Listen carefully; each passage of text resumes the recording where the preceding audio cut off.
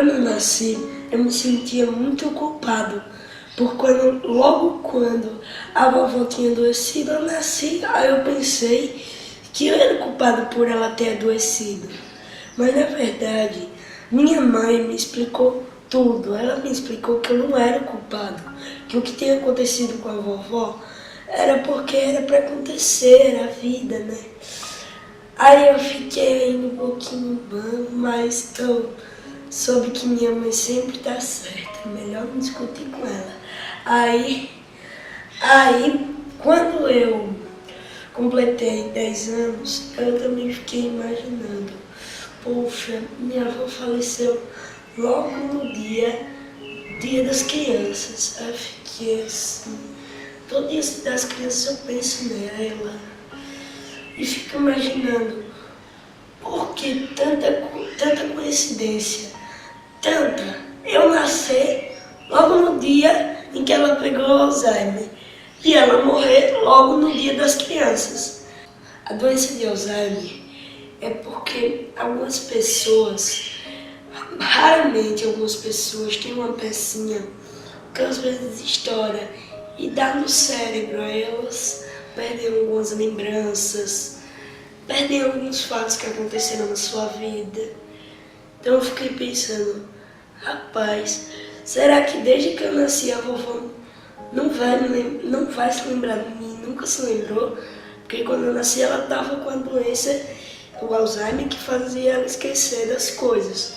Então eu fiquei imaginando, será que a vovó se lembraria de mim se ela não tivesse essa doença? Se lembraria, mas tipo, será que ela lembra de mim? Porque uma doença tão trágica aconteceu logo nesse dia.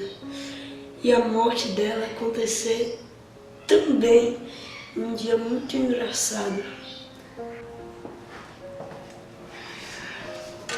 E é com esses depoimentos que eu hoje inicio falando da relação do doente de Alzheimer com as crianças.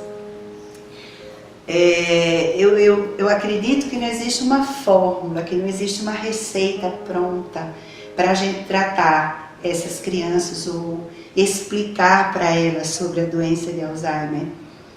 Porque nós vivemos no Brasil de 7 bilhões, no mundo de 7 bilhões de pessoas. Naturalmente, cada um vai ter sua forma de falar. E essa foi a minha condição, essa foi a minha relação com os meus filhos na época. É uma doença, a doença de Alzheimer é uma doença que ela traz várias fantasias. Ela traz medos, ela traz luto, culpa, tudo vem com ela. É uma doença diferente. Você imagina, você vê seu avô falando miudinho, sentando, chamando para brincar. Não deve ser uma coisa muito comum. E eu acredito que a criança ela vem para o mundo assim, bem genuína. Ela não traz uma ética, então ela não vai pedir licença, por exemplo, para comer de garfo e faca, para fazer suas necessidades fisiológicas no momento certo. Ela não escolhe, né? Porque ela é genuína. Não existe uma ética. E eu sou fruto de um pai, né? De um pai que exercia muito a contação comigo. E essa é que hoje é chamada contação, é contar uma historinha com ação. E ele sempre procurava atenuar todos os fatos que me levassem a desesperar. Por exemplo, eu tive um priminho que ele faleceu, eu tinha uns 3 aninhos ou 4 e ele tinha 2. E eu vi o priminho, né, na caixinha e eu tomei um susto muito grande. E aí o meu pai falou tão bonito pra mim, ele falou que ele ia pra uma casinha, que aquilo era um túnel secreto, que ele ia pra uma casinha linda, onde tinha muitas crianças, onde tinham muitos docinhos e que ele ia ser muito feliz. E aquilo arrumou dentro de mim com uma delicadeza muito grande. Quando eu fui surpreendida com a doença de Alzheimer, por volta do acho que 3º ou 4º mês de gestação do meu filho, eu tinha uma menininha de 9 anos. Com ela foi um pouquinho mais fácil. Por quê?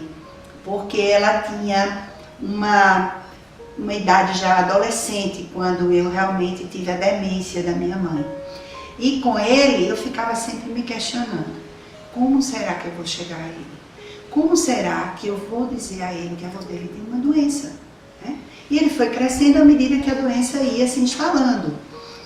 Até que um dia o universo é muito sábio e ele começou a fazer um movimento como se ele fosse retirar o meu rosto. E o tempo inteiro eu achando e repetidas vezes, até que um dia eu falei para ele, João, o que está vendo? Por que você está tirando o meu rosto? E disse, mamãe, eu tenho que te contar um segredo. Eu estou achando que você e a vovó são bruxas. E aí eu disse, tá bom. E por que você acha que eu e a vovó, nós somos bruxas? Disse, porque vocês têm listrinhas no rosto. Aí eu falei, tá, e o que é bruxa para você? Aí ele falou, bruxa é uma pessoa muito má, que tem uma gargalhada muito forte, que assusta muito. E aí eu falei, sim, mas você só conhece essas bruxas? Ele falou, é. E eu mostrei o entusiasmo. Eu falei, mas olha, você não sabe que existem bruxas boas.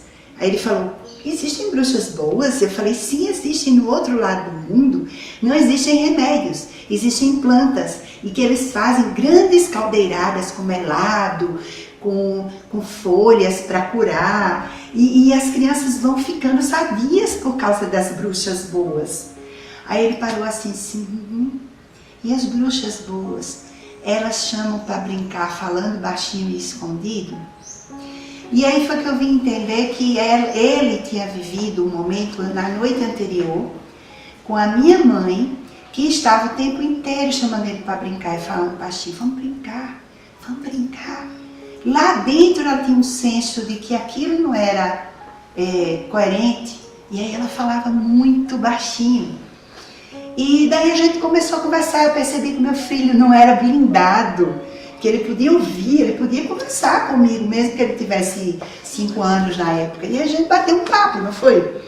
Aí eu comecei a escutá-lo e a gente começou a pensar o seguinte, ele falou, então, o que está acontecendo com a vovó? Eu falei, olha, nesse caso a vovó não é uma bruxa, a vovó está doente. Dentro da cabeça dela tem uma doença. Então, como é essa doença? E sempre com essa atmosfera alegre, tranquila e de segurança. Aí ele diz, como é essa doença? Eu falei, olha, alguns adultos, quando ficam bem muito grande, eles têm uma pecinha na cabeça que pá, estoura. E quando essa pecinha estoura, ela esquece que ela é adulta. E ela esquece da gente.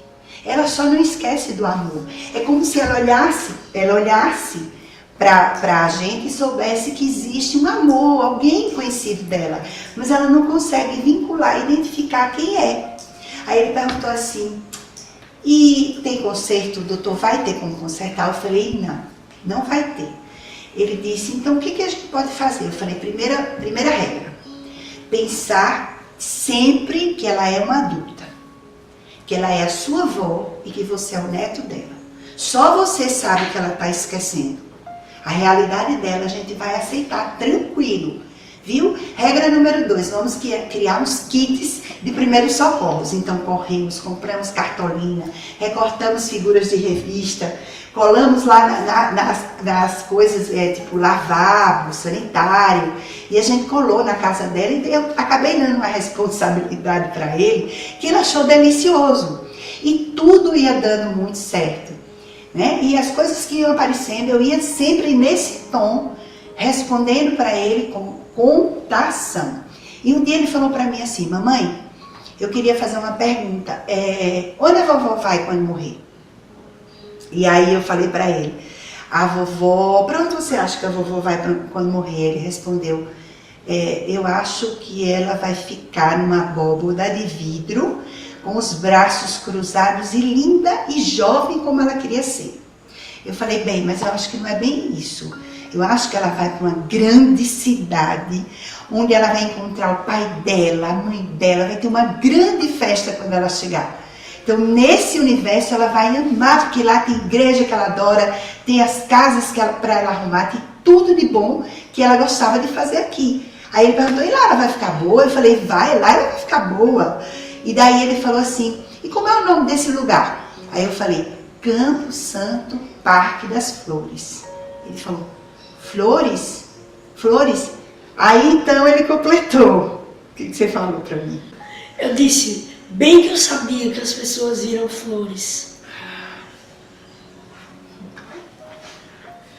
Então, quando eu recebi o diagnóstico de que minha avó estava doente, o meu primeiro passo foi o distanciamento.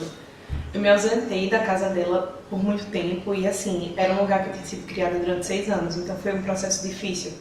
Só que mais difícil ainda era aceitar a doença e conviver com aquilo. E aí, quando ela faleceu, eu me senti bastante culpada pelo tempo que perdi de estar com ela, todos os momentos juntas. E quando eu terminei de ler o livro da minha mãe, ela sentou comigo e disse assim, filha, ninguém ama uma pedra. E aquilo me tranquilizou de uma forma absurda. E me veio uma frase na cabeça que eu vi num filme uma vez. Aqueles que nos amam nunca nos deixam de verdade.